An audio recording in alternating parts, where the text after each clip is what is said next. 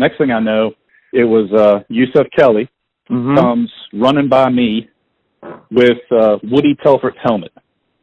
And he ran right by me, and he threw it into the stands, somewhere around the 10-yard line on the Clemson sideline, close to the hill. And me being the equipment manager, I was like, hey, that's a cool piece of equipment. I need to get that back. So I'm standing there, and I'm about, I'm right at the wall, and I'm just kind of like looking at these people, and I'm saying, hey, throw that down. And surprisingly, they're doing it. And so it's coming down row by row by row. It gets to about the second row or so, and this guy kind of shoots like a free throw with the helmet, and it's coming right at me. Both my hands up, and I'm about to catch it, and I get hit in the back of the head with a fist. And I turn around, and I turn around, and it's it's Justin Miller and Leroy Hill staring me in the face. And I turn around, and the helmet's on the ground, and it's 3 feet from my feet, and it's 3 feet from their feet, maybe even closer than that. And Justin Miller and I are just staring each other in the eyes. And I'm like, well, I'm bigger than you, but I'm not bigger than Leroy Hill. And y'all are both covered in pads. What are y'all waiting for? Take the damn thing. And they picked it up and ran off and took off. And after I got hit, I was like, I think I'm going to go back over to my sideline where nobody's going to try to attack me. That old Western stare down happened to Jonathan Dupree, a South Carolina equipment manager who was on the Clemson sideline when the fight broke out.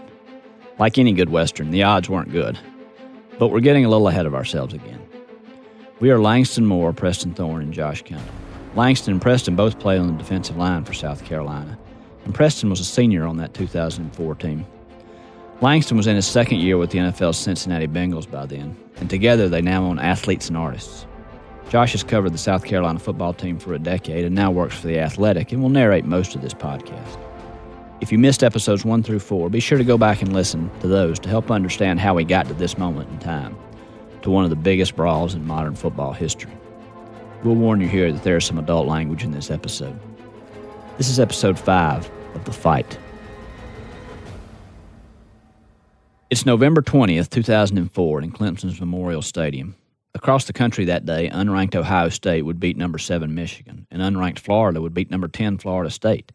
But the only game the people of the Palmetto State really cared about was happening between two unranked teams in Clemson, South Carolina.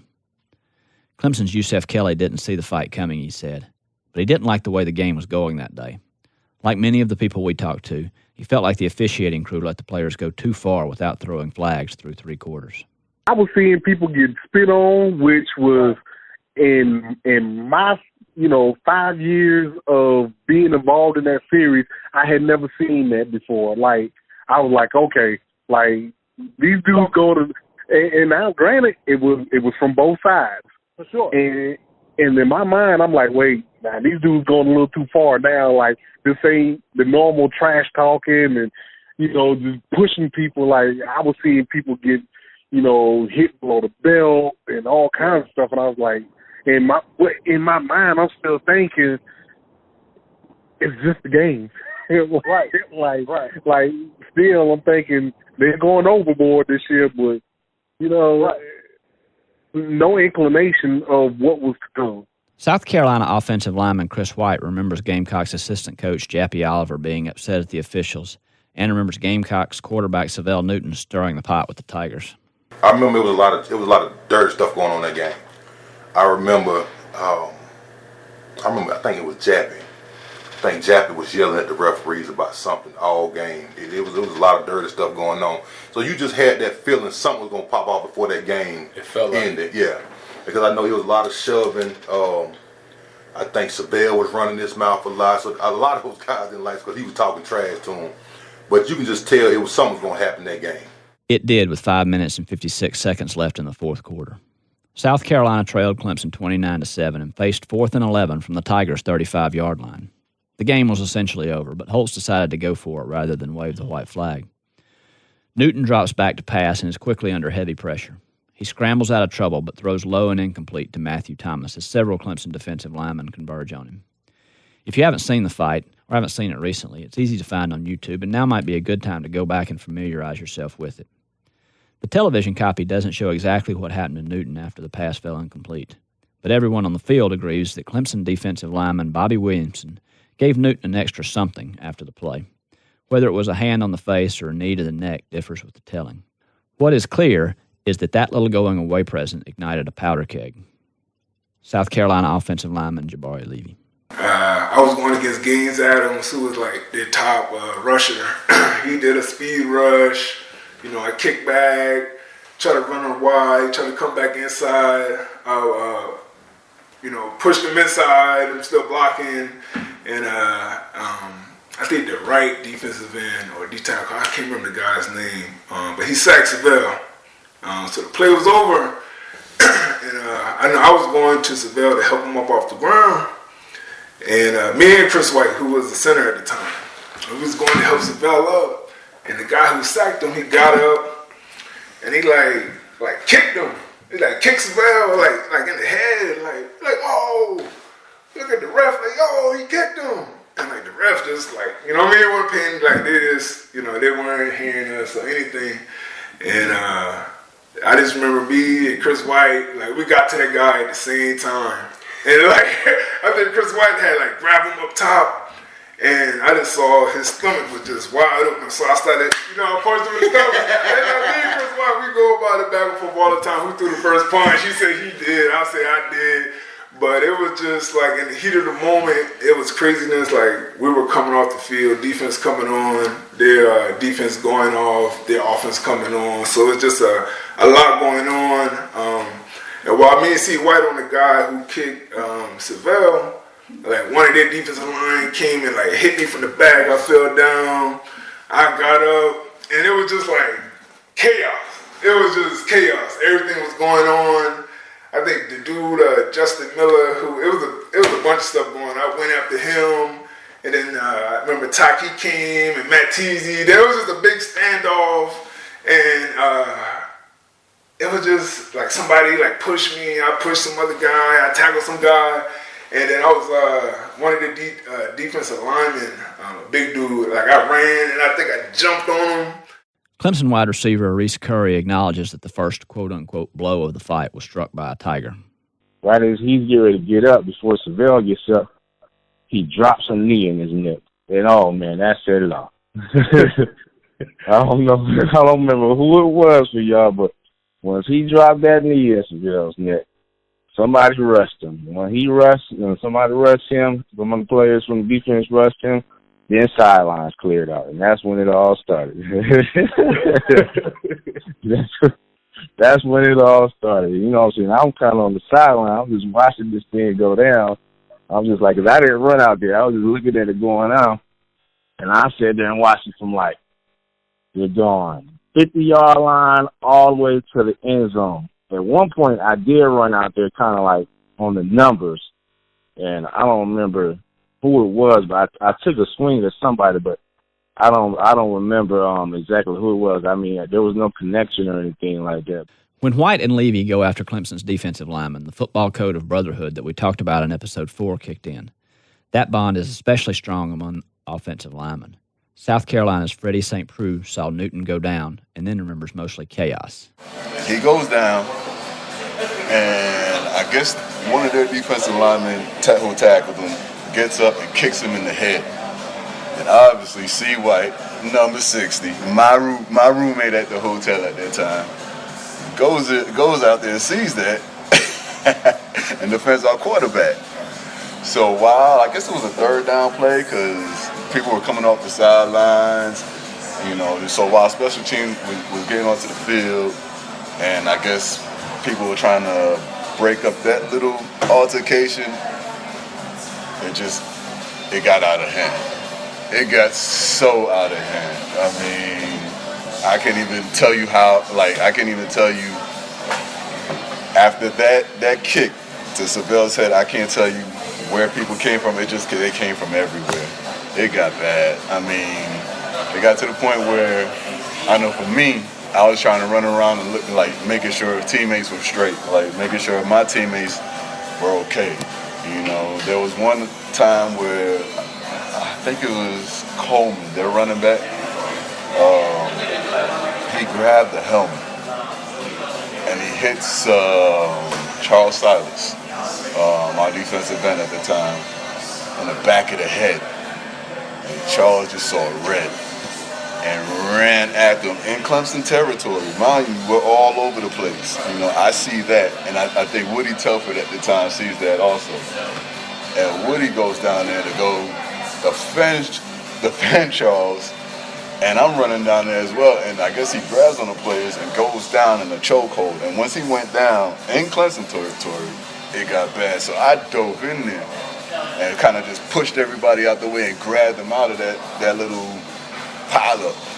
And I felt like that was really the only serious thing that I really did, you know. But after seeing the footage, I guess, of the film of what happened, because they suspended me for that game. So you were one of the ones that got suspended. Okay. And I think the reason being is because I pushed the officer out the way. But I didn't realize I did that. I was just trying to get everybody out the way to get to my teammate. Here's Levy again. Craziest fight of all time that I've ever witnessed, that been a part of. Like, it was crazy.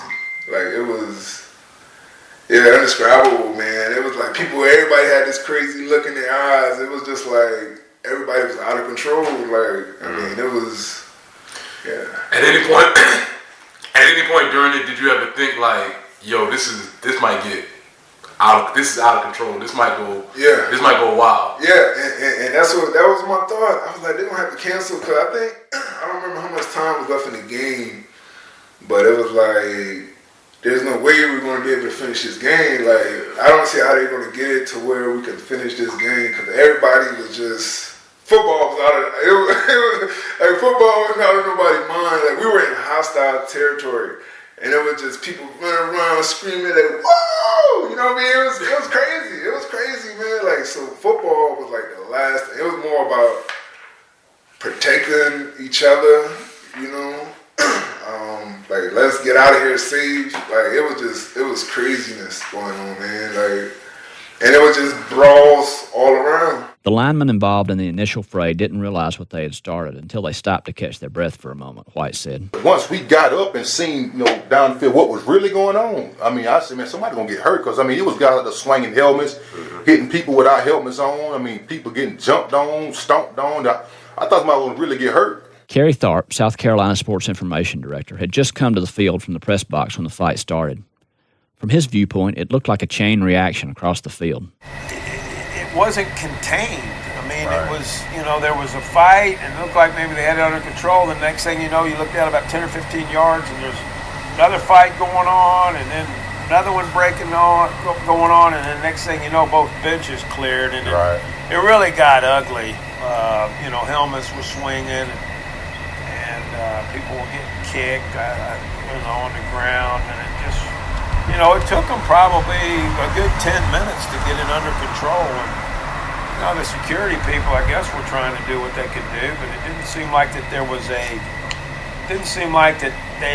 got a hold of what was going on in a very quick manner. It seemed like it just kind of lingered and lasted maybe longer than you would have thought it would. Dan Austin, an assistant strength coach at South Carolina, was on the sideline when the fight broke out. Coaches were powerless in the beginning to stop the fight, he said. It's important to remember when listening to this next part that Austin is a very successful amateur powerlifter. Every time it seemed like things was coming out, there was another fight somewhere else. Right. And I just remember me grabbing guys in the back of the jersey. It's like I had horses, and I'm just going. And I couldn't hold those guys for nothing. I thought it was going to get really bad. Yeah. I really did, because we couldn't hold nobody back, and every time you turned around, you looked around, there was a fight. Everybody was fighting, and guys was on near Clemson sideline, in the end zone, they was back over here. They was everywhere, and you never thought anything was going to end. Right. As a matter of fact, I was in the opinion that the game was going to be canceled. Right. Because the way things was going, and there were just fights everywhere. South Carolina wide receiver Taki Muhammad was involved in one of those satellite fights. This dude, I forget who he was, he punched the bell in the face on the ground. Mm-hmm. And I commend Mayshawn and Chris White for you protect your quarterback. So they got into it.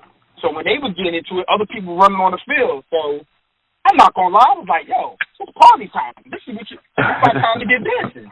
One of the factors that led to the quick escalation of the fight was the fact that the play happened on fourth down. Most of the time, when a team's offense is on the field, the defensive players are sitting on the bench resting or talking to position coaches, and vice versa. But because there was a potential change of possession on the pivotal play, the South Carolina defensive players and Clemson offensive players were gathered on the sideline watching and ready to take the field. South Carolina defensive lineman Daryl Shropshire thinks some confusion stemmed from that fact. Offense, had got stopped, and the defense, we were running out there. Next thing you know, Clemson cleared the bench, and we were down. They pretty much had the game won. Then they whole team charged the field first, you know what I mean? But we were just running defense guy. We were just running on the field because we went for it offensively and we got stopped. So we were just, changing from offense to defense. But I guess they thought we was, going to go to a power wow. But after they cleared their bench, it was on then. I'm like, hell, we done lost the game. We're going to have to win this damn fight. Shropshire was never one to back down from the physical nature of football. And the game of football is a violent sport anyway. You trying to attack a person. And, this is the way, I thought of it. I get all my frustration out within the whistle guideline. You know what I've been, what's going on with, family, relationship-wise. So I get to go out here and abuse a motherfucker between the whistles. And I'm trying to take your head off. I mean, that's just my way of thinking, but within the guidelines of the rule. But even he was taken aback by all that happened. That shit was so wild, man. You got people coming from everywhere. You trying to die. You trying to make sure your helmet's still strapped on because them boys were slinging helmets. I mean, they were slinging anything they had, you know what I'm saying? I mean, the fight was crazy, man, you know what I'm saying? Because my homeboy, he had just got hurt, old Charles Silas. I'm like, damn. D-line, we were kind of thinned out, but I like, man, we got to go to war. And I see my boy Big Wood and Big Fred came to the rescue. That thing, I know Big Wood started swinging. I started swinging. I seen Big Charles came out that motherfucker. He swung and knocked a couple people out there. He just got undercut. Everybody thought that was me getting knocked out. They seen the 7. But I remember getting a good lick on, I think that's Justin Miller they had back then. I got a good lick before he got knocked out from somebody else caught him with a helmet. Ooh. I think old Matt Peasy hit us, caught him with that helmet. Here's South Carolina defensive lineman Mo Thompson. We were just running back to go get our quarterback from up under that ground. You saw him limping off the ground. You understand what I'm saying? Out of nowhere, I'm getting attacked by the whole offensive line. It's like 7 of them. God was with me to get one of their helmets off just to got there swing it around. I didn't swing it at nobody, but amongst protection, I don't know what, I'm getting tore off. You know what I'm saying? Good thing I had pads on so I could snuff one of them helmets off and just start swinging it around to give me protection. I'm not no trying to, beat somebody's head in with a helmet. They try to beat my head in. Kelly understands better than anybody how good intentions can turn into a bad rap. More than anybody involved, he was held up as the symbol of the fight because of a photograph taken of him as his foot approaches the helmetless head of a South Carolina player who is laying on the ground. Kelly, who we will talk more about in the following episode, doesn't dispute that it happened or that it was wrong. He just hopes people understand it doesn't tell the entire story. As we told you in episode 1, Kelly's now a police officer. After I see one of our players, push down on Savell when he was trying to get up, and of course, like I said, the lineman hit our player. Then one of our players came in flying and took out that lineman. And then next thing I know, I see the South Carolina bench, the players started running on the field. Mm-hmm. And so our guys started running on the field. And at this time, mind you, I'm like, man, this is my senior year. Yeah. And I'm actually still standing on the sideline until I realized all of the Carolina players were running onto the field. So, I go out there and there's a clip out there actually showing me trying to separate people. And right. And at that time when I'm trying to separate people, that's when somebody hits me. Now right. I'm not surprised that this happened because at this point, it is what it is. Right. But I tell people all the time, when I first went on that field, it was to make peace. It was me trying to separate people. Yep. And so, it was just chaos after that. Kelly would not be remembered as a peacemaker, though. Snatched up by the neck. Mm-hmm. And like, you know, I'm pretty stout, okay? Yeah. You know, wait. When you say pretty stout, what were your measurements when you were playing? Oh, I was at that time. I was about 234, 235. Still with only about 8% body fat. Right. And I was pretty much shaking like a rag doll, taken up off my feet by somebody. Right. All right. Another so, monster. Go ahead. Yes, an even bigger monster. Right, a bigger monster. Because you know the old saying is, no matter how big a person is, there's always somebody bigger. Yep. And yeah, I met that bigger person. All right. So I was snatched up, shaking like a rag doll for a quick second, and the person that had me in the headlock ended up getting hit by somebody else. Mm-hmm. And so when he fell, you know, and granted, I'm not making any excuses for what I did. All right. So when he fell to the ground, I started punching him in his head. Yep. And then he started covering up his head. And when he covered up his head, I noticed a helmet off to the side. So I'm like, oh, I got to go get that helmet. So when I got up off of him, you know, my foot met his head. Yep. All right? And there's no excuse for that, but it happened. The monster who picked up Kelly was Woody Telford. Telford is 6'7" tall and weighed 325 pounds at the time. Now, when he said he got grabbed up by a monster, it looks like it was you. That's what it looks like. I mean, I the first person I saw, I just came and grabbed him. Absolutely. I grabbed him and I took like 4 people down with me.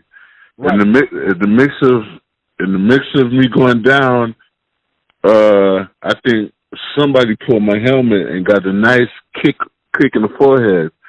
So I mean, if you see the film, you see me getting up and touching my forehead because they got me real nice. Telford's helmet came off in that pileup, and Kelly grabbed it and raced up and down the Clemson sideline, waving it to the Tigers fans. That's the scene that Dupree recounted at the start of this episode. It's impossible to sort out all the details of the fight from the television copies that still are circulating, but you can see Kelly attempt to intervene in a scrum in the end zone and then get lifted by Telford out of the pile, all of which set off another scrum. During our research for this podcast, we heard that an all-22 tape exists, but our best efforts couldn't turn it up. With just the old TV footage to go on, South Carolina wide receiver Matthew Thomas looks like one of the stars of the fight. But that's not exactly how it went, Thomas said. One of the DBs from Clemson helped me up. Mm-hmm. You know what I'm saying? So when he helped me up, I have no recollection, no knowledge of knowing that they down there fighting right now. Right. You know what I'm saying? So he helps me up, and I hear the fans just going into an uproar. So when I hear the fans going uproar, I look down there and I'm seeing my my offensive lineman going at it with Clemson defensive line. Right. You feel what I'm saying? Then after right. that, I'm like, shoot, man. Everybody started going at it. So I ran down there and got in it too. Everybody on that field fighting, bro. Everybody was fighting. It was an all-out brawl. People was getting hit with helmets. It was really going down. But honestly, I did whatever I did, but I wasn't even involved too long because I was too tired. South Carolina's Nashawn Goddard also remembers the fatigue that came with the fight. You have to remember that these players had already played more than 3/4 of football, not to mention an entire season before that, and were expending tremendous amounts of adrenaline and effort in a fight that just went on and on. All I can think about is how the hell do wrestlers do this? Because I was so tired, dog. In like a 30-second fight, I was blown. Now, we was in pretty good shape. Right. But I was blown in like 35-second fight. And I'm like, how do wrestlers do this for 10, 15 minutes? But it was a little surreal because I never wanted it to go. I never wanted to get in a game fight. Because we was just talking about how embarrassing that was for the Pistons and the Pacers. And dang, we was the next dudes on the news. From the moment Newton went down until the last players were separated was a full 3 minutes. South Carolina's Woody Telford was exhausted. The type of adrenaline rush that was going through my body, I don't think I ever feel that again. Newton was at the start of the fight, but wasn't around to see it finished. He injured his ankle on the play and had to be helped off by trainers, while dozens of players around him still were wailing away on each other. So the crowd's loud, everybody's getting up, the defensive lineman gets up. The defensive lineman, I can't remember his name, my God, but he walked by, he's talking junk in my face, and another one walked by and kicked me, and I want to say it was Chris White. Chris White saw that happen, and Chris White, my center, doing what he's supposed to do, protecting his guy, stepped up, pushed the guy, and you got two offenses, you got two offense, defense on the field, has 22 people, and then you got a defense and offense coming on the field because of change of downs. So now you're sitting there, you got 44 people on the field at one time looking at one push and shove. So, I mean, to me, something was about to happen. And that's where it started from. It was just a kick, push, one push, shove, and then you got all these guys running. We emotional because we just got beat. Mm-hmm. So, we stepping up. Guys, like you said, ain't even touched the field. Most of those guys who got suspended ain't even play. I started off in the middle of it. Mm-hmm. See, that I was coming out. I had a high ankle sprain that game. Okay. I had a high ankle sprain that game, and what happened was they fell on my ankle. So my ankle got re-injured. Re-injured right when that happened because they fell on top of me. So the only thing I can remember is just worried about my ankle. Yeah. And they carried. Actually, they was carrying me. They was carrying me off the field. Like I wasn't even paying attention to the fight. I was in too much pain. Other people missed the melee too. Maybe the funniest anecdote we got involving the fight came from Troy Williamson. If you remember from episode 1, Williamson was being covered by longtime friend and Clemson cornerback Ty Hill when the fight broke out, and they had no intention of fighting. At the time, Williamson was a junior who had the option of entering the NFL draft early, and he hadn't announced what his plans for the following season were. So South Carolina assistant coach Rick Stockstill thought it would be a good time to chat about it. I stepped back and I just looked, and then Coach Stock ended up grabbing me. Coach Stockstill at the time, a receiver coach. Yeah. And we had a whole conversation about everything else instead of the fight. So he asked me, what was the conversation about? But he was asking me like, am I going to leave? Am I leaving early? This would be the good time to ask you this question, sure. Right. So he was just asking me like, he said, so are you leaving school? I said, yeah, I think I'm going to be up out of here. And he was just talking about, how, take care of your money, make smart decisions, and just do things of that sort, work hard. We had a whole conversation. So that's one reason why I didn't even get involved in the fight was because we was having a conversation about everything else. South Carolina equipment manager Chris Matlock wanted no part of it either. Then all of a sudden it started becoming the Donnybrook. Yeah. Then all of a sudden, boom, boom, boom, boom. Everybody started rushing the field, doing all this. Then I looked over next to me was Rick Stockstill and his son. Yeah. We looked at each other. He said, Matlock, are you going out there in the middle of this? I said, man, I ain't going on that field because I don't want to get suspended for the bowl game. So me and him and his son, we took a seat over there on the bench and started watching all this. Yeah. And then next thing I know, Woody Telford and all those guys, his helmet started flying everywhere. And then all of a sudden we're going like, what's going on here? Lots of people were wondering the same thing. Police connected to both schools waded in to try to restore order, but with little effect at first. Because it was a home game, most of the law enforcement there was hired by Clemson, a fact that some South Carolina players, including center John Strickland, thought played a role in how the fight was handled. But it seems like it just spread like wildfire, just quick. And it just started going from about, I guess we were around the 40, 45-yard line, and all of a sudden it just goes from that all the way down to the end zone. It was just like one big line of fighting going on, and it was unstoppable, and state troopers were even pushing each other. They were. So one of my good buddies, Glenn Levine, you remember Glenn? I still talk to Glenn every now and then, which I think he does real estate now. We talked to him last week sitting right over there. All right, I don't know if he told you this, but Mo Thompson, after they kind of got the fight settled down, Mo's coming back over to the sideline, and one of the cops, you could tell he was a Clemson fan, the cop was trying to grab Mo and do something to him. And I watched Glenn shove the other cop. He says, back your ass up, I got this. And grabbed Mo and pulled him over to our sideline. But, it wasn't just the players.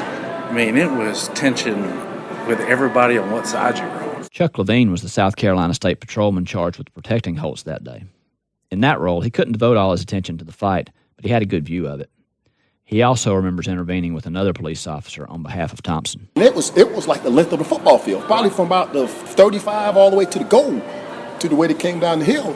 That's how far it spread it out. Players on Carolinas were getting knocked down and was getting up and was still penetrating, getting to the other side. And I mean, it was really, at our level, it was this chaos. Some of the South Carolina players certainly played a role in the issues with law enforcement as well. Yeah, one tried to snatch me up, man. What happened with that? Shit, you know what I'm saying? 'Cause I wasn't, you know me, once I turned me down, then he's like, man, come on, bro, this motherfucker charged us. I don't care about going to jail at this point. Yeah. And they were trying to push me back, and I think I ended up pushing one of the officers. I don't know who it was, but I pushed the shit. So they were talking, we gonna arrest you.